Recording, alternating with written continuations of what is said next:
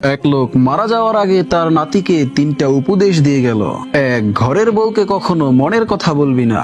2, বাড়ির সামনে কখনোই বড়ই গাছ লাগাবি না। 3, পুলিশের সাথে কখনোই বন্ধুত্ব করবি না। দাদা মারা যাওয়ার পরে নাতির মাথায় সারাক্ষণ একটাই চিন্তা, দাদা কেন এই কাজগুলো করতে নিষেধ করে গেল। নাতির মনে একটা সময় জেদ চেপে বসলো। সে ভাবলো দাদার নিষেধ করা কাজগুলো সে করবে এবং দেখবে কি ঘটে। যেই কথা সেই কাজ। সে সর্বপ্রথম একজন পুলিশের সাথে ইনিয়ে বিনিয়ে বন্ধুত্ব করলো।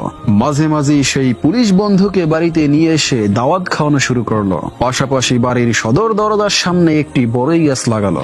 বাকি থাকলো বউয়ের কাছে মনের কথা বলা। সে বসে বসে প্ল্যান করলো বউকে মনের কোন কথাটা বলা যায়। অনেক ভেবে চিনতে সে একটা বুদ্ধি পেল।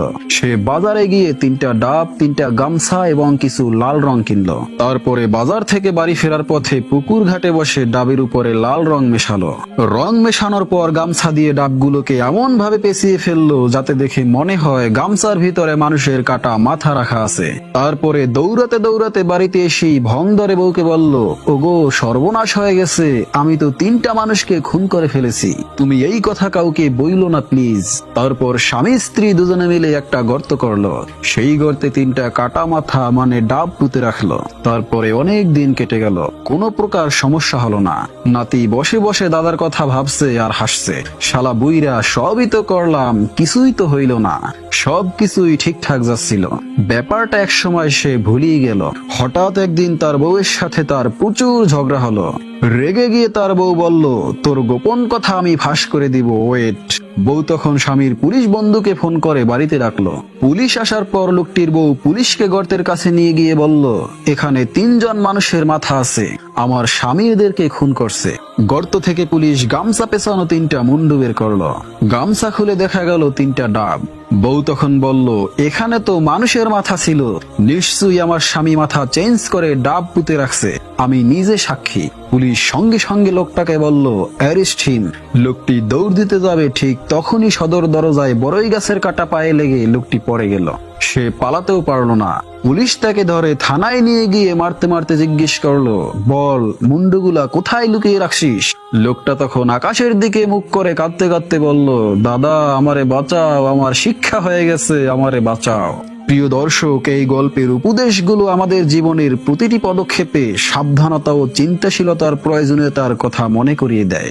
দাদার উপদেশগুলোর মধ্যেই লুকিয়ে আছে জীবনের কঠিন শিক্ষা, যা সরাসরি না বুঝলেও প্রতিটি পদক্ষেপে ফলাফলের মধ্যে প্রকাশিত হয়।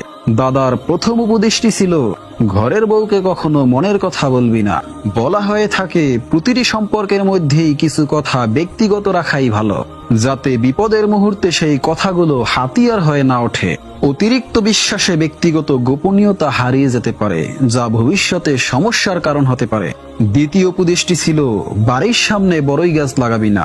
এটি আমাদের মনে করিয়ে দেয় যে কোনো কিছু করতে গেলে তা ভালো করে ভাবা উচিত, কারণ সামান্য কোনো উপকরণ অনেক সময় সমস্যার জন্ম দিতে পারে।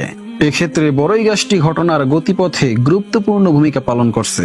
তৃতীয় উপদেশটি ছিল, পুলিশের সাথে কখনোই বন্ধুত্ব করবি না। এটি কেবল পুলিশ সম্পর্কিত নয়, বরং সঠিক মিতব্যয়িতার দিকে ইঙ্গিত দেয়। প্রয়োজন বোধে সাহায্য পাওয়া ভালো, তবে এমন সম্পর্ক গড়ে তুলতে হবে যাতে নির্ভরশীলতা ও বিশ্বাসের সঠিক ভারসাম্য থাকে। জীবনের প্রতিটি সিদ্ধান্তের আগে সঠিক চিন্তা ভাবনা এবং সাবধানতা প্রয়োজন, না হলে মনের উত্তেজনা ও অহংকারই শেষ পর্যন্ত সমস্যায় ফেলে দিতে পারে।